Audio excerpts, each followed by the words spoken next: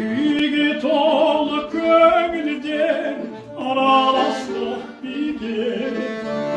Kanda yastık olsun şan, basıp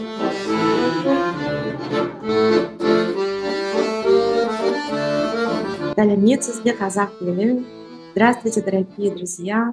Сегодня у нас очередной подкаст, и сегодня у нас Гульнара Кадырбек на связи. Алмата у нас сегодня на связи. Здравствуйте, Гульнара! Здравствуйте, Салимет. Очень рада вас вновь видеть, слышать. И сегодня хороший день. Я думаю, хороший повод пообщаться. Да, хороший повод пообщаться. Вообще надо сказать, что мы не биографы, потому что мы не занимаемся тем, что мы рассказываем о том или ином персонаже. Мы просто говорим, у нас такой задушевный разговор, мы говорим о тех или иных людях, то, что вы делаете на своем канале в Инстаграме. Вы в прошлый раз рассказывали нам о своем канале. Вот сегодня я бы хотела вас попросить, чтобы вы рассказали нам о Осете Бесиеве. Почему? Потому что все-таки Осет Бесиев сейчас, какая-то новая волна идет, какого-то интереса к музыке казахской. Я имею в виду к современной казахской музыке. А Осет Бесиев – это яркий представитель казахстанской эстрады, современной музыки.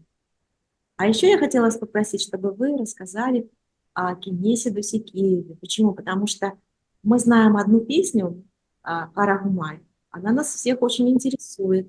А эту песню исполняет Машка Кудайберген. Поэтому мы хотели бы, чтобы вы тоже немножечко рассказали о ней.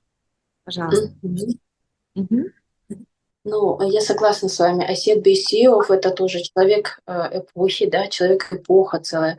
И жизнь его непростая, да, и вместе с тем он написал очень много такой светлой, красивой музыки. Мен өзім мынандай ыстық ықыластарыңызға бөленіп тұрмын, толғанып тұрмын.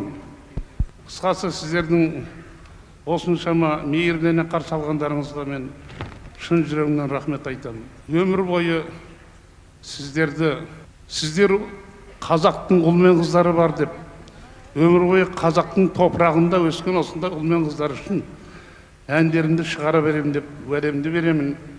Сіздер бақытты болыңыздар. Айналайын туған елімнен, туған жерімнен, осындай тәуелсіз Қазақстанның ұл мен қыздарынан айналайын, елімнен айналайын. Осы міне бүгінгі қуаныштың барлығын мынау басқарып отқан астаналық әкімшілікке мыңда бір рахметімді айтамын. Осындай ыстық көңілменен, осындай үлкен жүрекпенен менің кішкентай ғана еңбегімді елеп, осыншама халқымды ұйымдастырып, елімді мінекей осы әніңізді тыңдасын деп осында жинаған. Песни его, они вот отличаются вот этим каким-то вот тонкостью душевной. Они проникают в самое сердце.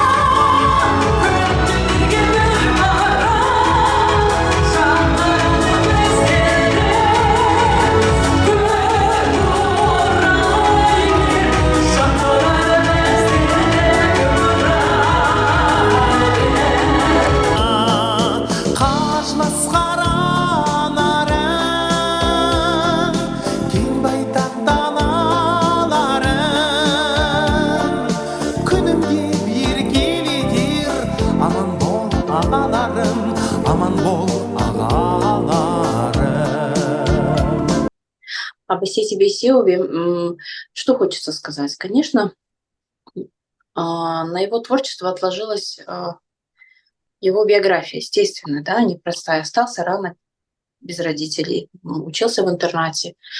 Все это, конечно, не так-то просто. И вместе с тем всегда, еще будучи маленьким, он был очень талантливым, пел. И дядя, который воспитывал его, Кожемкул Бесиев, тоже был очень талантливым певцом, музыкантом. И в целом Асет Бейсиев рос вот в этой вот обстановке музыкальной. И я думаю, вот это дало и послужило вот его развитию, его творчества. И уже в 8 классе он написал песню, и с этой песней пришел к своему учителю по музыке, и учитель по музыке сказал о том, что он до этого много постоянно пел, выступал везде, где школьные концерты. Все в ауле знали, что он хорошо поет, и в школе знали, что все хорошо. Учитель его, посмотрев, сказал: ты не певец, ты будущий композитор, дорогой мой. Вот. Это такое вот благословение. И еще есть история о том, как Жамбыл Жабаев, когда он еще был совсем маленький, Асет Бейсиев, заезжал к нему в аул, послушав его, и сказал, что вот, одаренный мальчик, и сказал, что ты будешь музыкантом. Важное благословение, мне кажется, от таких больших людей, ну, вот от Жамбыла Жабаева, да. И это, конечно, прозорливый взгляд, да, великого Жамбыла. Теңіз болып толқыдың да шалқыдың, айдынында шағалып қалқыдың. Гүлім болып жайнап өскен жайлауда,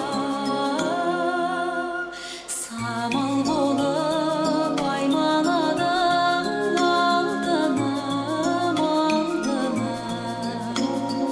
Асет Бейсиев, он действительно талантлив. Закончив консерваторию, он уже написал много песен. Его творчество, вот рассказывают о нем, что вот он просыпался ночью, писал, утром рано писал музыку, к нему приходило вдохновение, и он сразу записывал. Потом всегда очень чутко относился к текстам песен. Читал произведения, стихотворения, и очень быстро к нему вот приходила мелодия. Он так вдохновлялся этим, и у него получалось прямо вот сразу.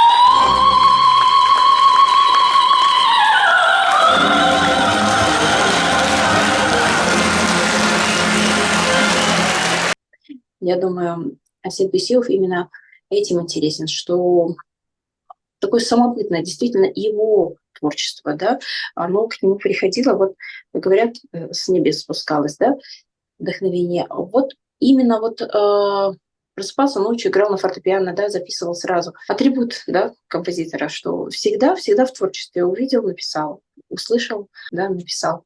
Общался с очень многими музыкантами. Его песни вошли в репертуар лучших певцов Казахстана. Многие певцы казахские, да, выросли на этих песнях. Именно эти песни подарили им известность, ту популярность, которую они приобрели.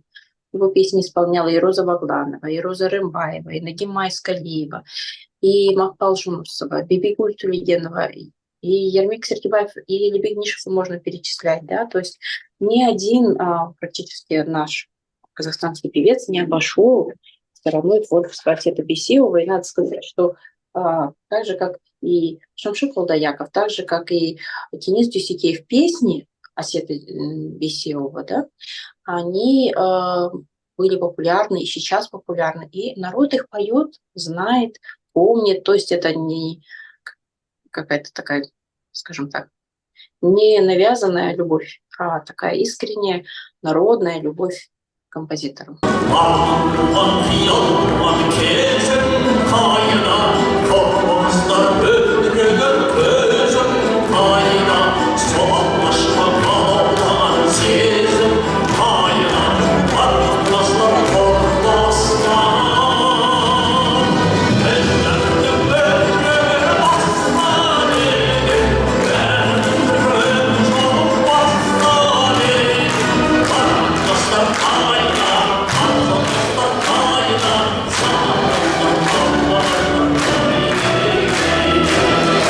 Гульнара, а есть песня, которая вот лично вам нравится из репертуара Асета Бейсиева?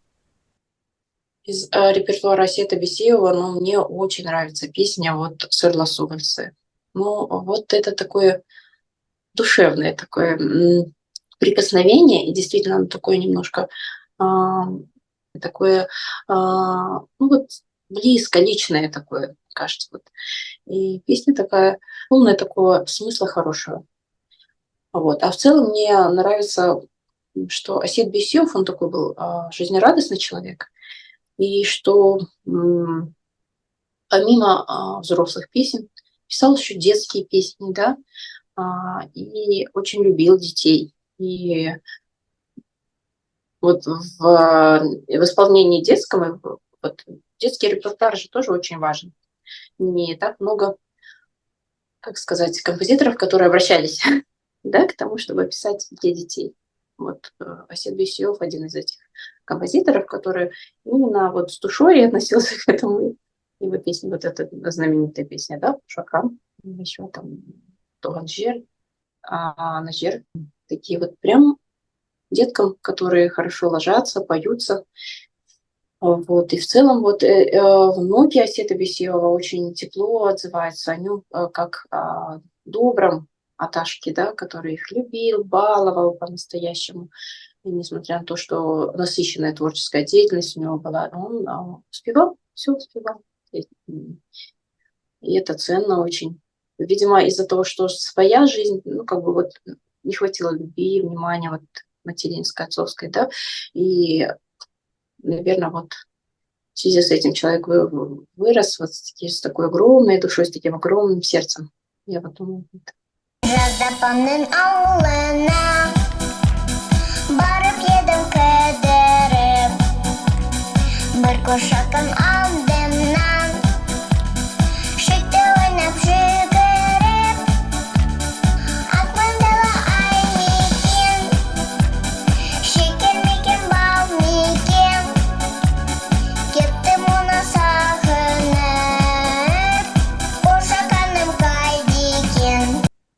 Мы знаем, Гульнара, что вы являетесь специалистом, вы музыкант, ваш инструмент – это виолончель. Мне кажется, лучше, чем виолончель, показать ваши эмоции не сможет никакой инструмент, никакой голос. Вы не могли бы нам что-нибудь сыграть? ну, я вам исполню сейчас вот как раз-таки «Сарласу вальса». Я, конечно, как сказать, может быть, прикоснусь к творчеству, да, великого композитора. Я там не народный артист, не заслуженный деятель. И как бы скромное мое исполнение, да, для вас. Но от всего сердца, от души. Я хочу сказать, что Гульнара работает в консерватории, она преподает по классу. Виолончели. Ну, я на самом деле преподавала в специализированной школе, в консерватории сейчас не преподаю, но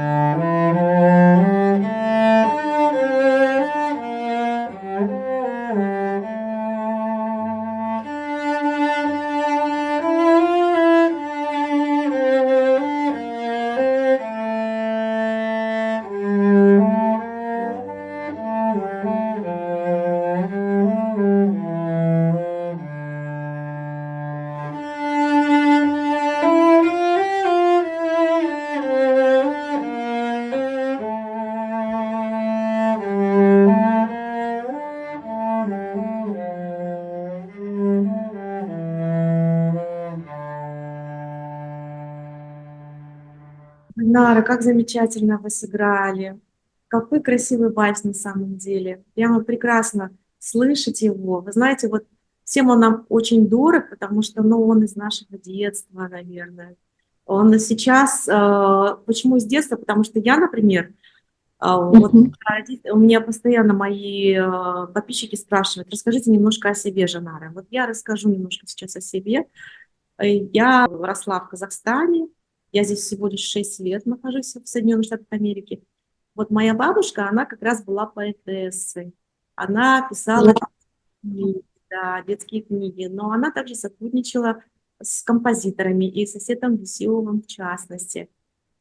Есть Вау. такая песня, да, называется «Алматы таңы», то есть «Утро Алматы». Да, я вот, если вам интересно, дорогие зрители, я сейчас поставлю, вы послушаете. Очень интересно, очень. Надо же. Ну вот бабушка написала стихи и предоставила Асету Бейсиеву как друг другу, как коллега коллеге. Он говорит, что-то у меня никак, я никак не могу музыку придумать на твои стихи. И вот в один день, как вы сказали, к нему ночью иногда озарение приходит. Ночью пришло озарение, утром он записал, и вот такая получилась красивая песня. Здорово. Здорово, что, во-первых, это значит, у вас в генах есть вот этот талант, это же все передается.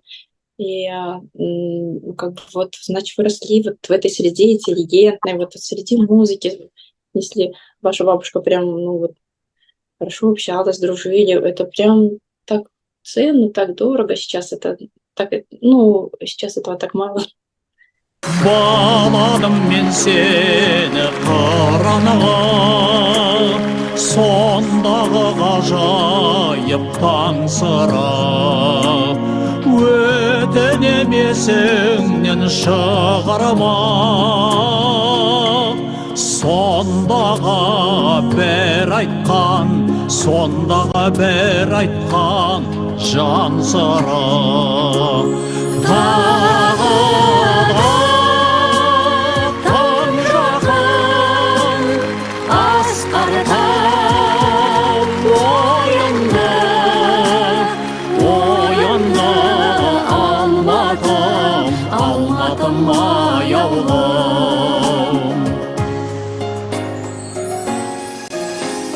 Таң менен далаға шығамын, теремін саған деп күлдірді. Жол күтіп мен ылғи тұрамын, ұмытпа сол қызық күндерді.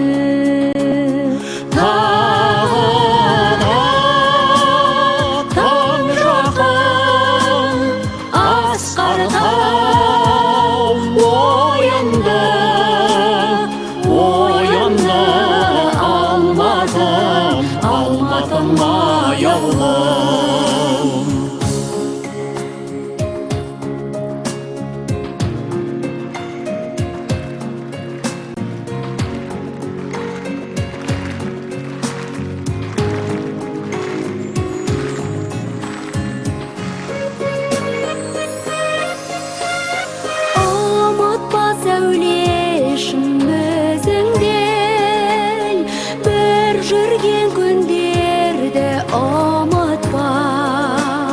Махаббат сөнбесін сезімдей,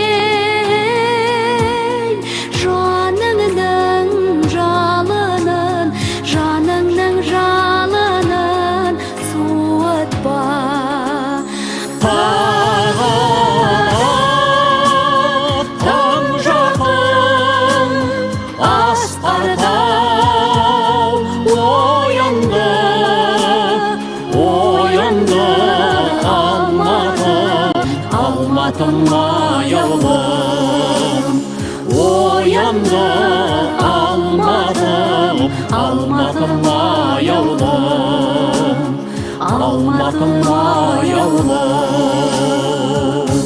Знаете, Гульнара, мне кажется, все мы родом из детства. Мне кажется, вот если вас сейчас спросить, вам задать вопрос, мне кажется, то же самое. Скорее всего, ваши родители или ваши родственники занимались музыкой. Все мы знаем очень хорошо, ну вот, например, если сравнивать наших ровесников, э, Мгм. если говорить, ну, так, по-честному, то не все знают песни, музыку. Ну, может быть, за столом поют, как это обычно делают казахи. Но вот так, Мгм. чтобы рассказывать, как мы с вами рассказываем о том или ином композиторе, не каждый может рассказать. Поэтому я думаю, и это все из моего детства. Поэтому я очень сильно благодарю свою бабушку, с которой я слушала музыку, мы очень много смотрели кинофильмов разных, а ее любимый кинофильм был «Жибек». Я помню, она, да, вот в то время, когда она жила, часто очень этот кинофильм показывали. Вот. А у вас немножечко расскажите тоже, приоткройте занавес. М, Кто вас привел? Очень, очень интересно вас слушать, интересно узнавать. Для меня, например, я сейчас открываю, да, вот этот огромный пласт казахской музыки для себя. А, Моя бабушка, она была очень интересная такая личность. Она родилась еще в 898 году, то есть в 19 веке, и прошла и Первую революцию, и Первую мировую войну. У нее муж уходил, воевал. Вот. Там потом с красными против белых, потом Вторая мировая война, то есть и голод, и все прошла. И она была в полном здравии, и я помню, она дожила до 98 лет. И несмотря на то, что жизнь была такая, скажем, нелегкая совсем, там, и они бегали, и она говорит, я один раз бежала, за мной мужик бежал с вилами, вот когда вот голод был страшный, я, говорит, еле убежала. Потом она рассказывала, как, чтобы лошадь не загнать, когда они там очередной раз убегали от кого-то там, кто их преследовал, она арбу на себе везла там через гору, чтобы лошадь не загнать. То есть, ну, как бы много в жизни было таких ситуаций. Она говорит, в голод одним медом, говорит, питались, еще людей кормили. Говорит, хорошо, что пасека была.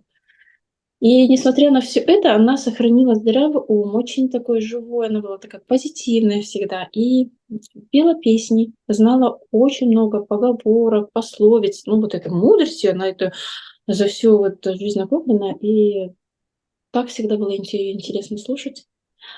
Вот, может быть, в связи с этим потом бабушка именно, вот, по-моему, не бабушка, она всегда рассказывала, что ее дедушки, ну, в общем, они родственники Ибрая Тансарина каким-то образом. Но когда мы родились прямо в Советском Союзе, в Усть-Каменогорске, где там очень сложно было, и не то, что казахский язык, там просто его нигде не было. Ну, это отдельная история, да. И я вот выросла, выучилась, и можно сказать, что я не так давно вот открыла для себя, вот открываю постепенно. Я помню, бабушка, да, пела нам песни, но с тех пор прошло много всего, поменялось. И я вот сейчас возвращаюсь к себе, к своим истокам. И, может быть, вот в Инстаграме иногда меня там критикуют за то, что я там что-то не так сказала, или, ну, как бы. Но я сейчас именно изучаю. Если для кого-то там это, ну, вот во многом. Я вот смотрю фильмы про разных, про того же Асета Бесио, про композиторов, про разных, кто жил вот в этой среде, да, вот прямо вот в Алматы, там в центре, среди вот этого всего. Они делятся тем, что они жили вот там великие люди рядом жили, там на соседней улице там жил Асет Бесио, вот здесь жил там Жамбул Баспаев, здесь там еще кто-то, ну, в смысле, такие профессора кругом, то есть выросли вот в такой обстановке, да, для меня это теперь уже открытие. Я вот с консерватории начинаю, вот мой профессор Жамбул Баспаев, когда начались, вот первый раз, когда мы студентами бегали к нему домой, он потому что такой был человек, всегда приглашал студентов домой, там кормил нас, там дома занимались, его супруга нам готовила всегда, они такие вот переживали всегда за нас. И вот тогда мы, первый раз для нас было открытие, мы пришли, я когда пришла, вот это расширение сознания, это огромная библиотека, стоит огромный рояль в этой комнате, соседи все профессора. Там, и вот это все, обстановка, вот это окружение. И постепенно меняется знание человека. Да? У нас он учил этому. Я думаю, он неспроста вот это все делал. Он хотел, чтобы мы вжились во все вот это вот корнями. И вот так, я думаю. Ну, такая вот страничка истории. Получается, в вашей жизни большую роль сыграли именно бабушка и преподаватель в Да, родители мои не музыканты. Хотя мама прекрасно поет. У нее прекрасный голос, прекрасные данные музыкальные. Она как раз-таки вот эти все песни знала наизусть. И я помню, вот в детстве все-таки это отлеглось. Они все-таки собирались, пели. Я, может быть, что-то не понимала тогда. Ну, родители эти песни все знали, пели. А мы как-то росли вот прям в советском каком-то этом. Когда я занялась музыкой, мама сказала, музыкальную школу, конечно, они все поддерживали. И мама, и папа, им нравилось, что мне нравится, что я хожу туда, учусь. А когда я собралась поступать в консерваторию, мама, конечно, немножко насторожилась. Она говорит, доча, я не музыкант, папа не музыкант. В этой области мы тебе не помощники. Я, говорит, даже не знаю, говорит, далека от этого. Если бы, в любую другую область пойди, мы с папой тебе поможем, а здесь мы тебе не помощники. И они прям настаивали. Педагогу к моему мама ходила, говорила, не берите и не отправляйте вообще. Но все-таки потом они, конечно, и привыкли, и наоборот гордились уже, что я занимаюсь музыкой. Они, просто им было страшно, я понимаю, до 10 лет. А Это вы знаете, я тоже хочу немножечко тоже приоткрыть занавес. Я преподаватель, педагог. У меня бабушка тоже была преподавателем. Вот бабушке сейчас только что рассказывала, Нагима Арынова. Она просвещение. Она была преподавателем казахского языка в центральной школе города Алматы. И вот, наверное, вот этот педагогический дар и ко мне передался. Я люблю рассказывать подробно все. Значит, вот видите, YouTube свой создала канал. Поэтому если говорить о песнях, которые мы, наверное, слышали и слышим, наверное, в первую очередь мы за счет того, что мы же казахи, а мы же любим петь, застолье. Да. Застолье, да, это, конечно. И даже если... Говорите. Говорите, я не дала вам. Асета Бисилова, они очень...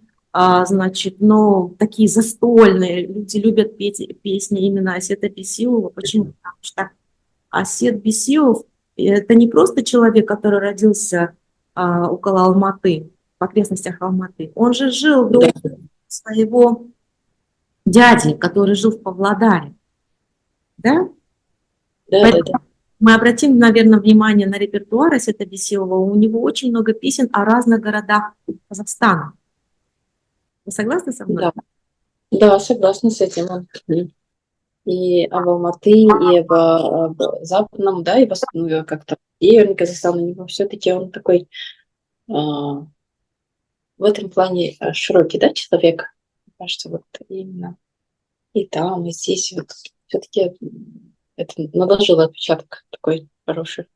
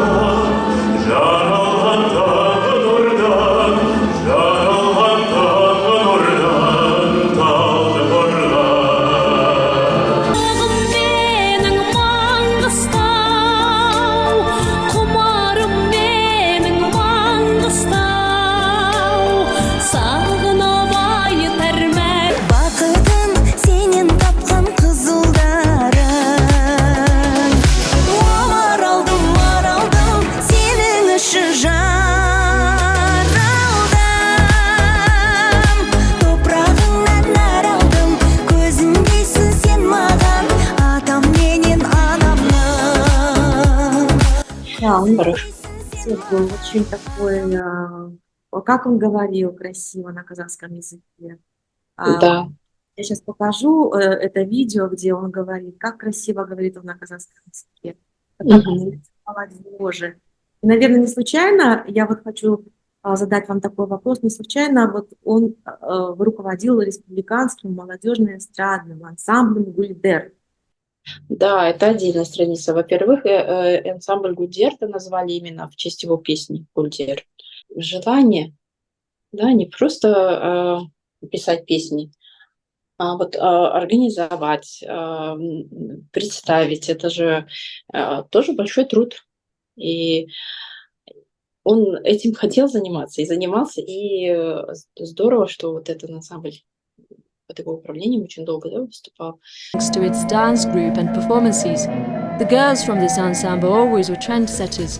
Many people imitating the dances from this ensemble tried to Асет Бейсиев, несмотря на то, что вот он народный артист Казахстана, заслуженный деятель, в его жизни были страницы такие, ну, непростые. Он работал обученным преподавателем музыки, да, в школе.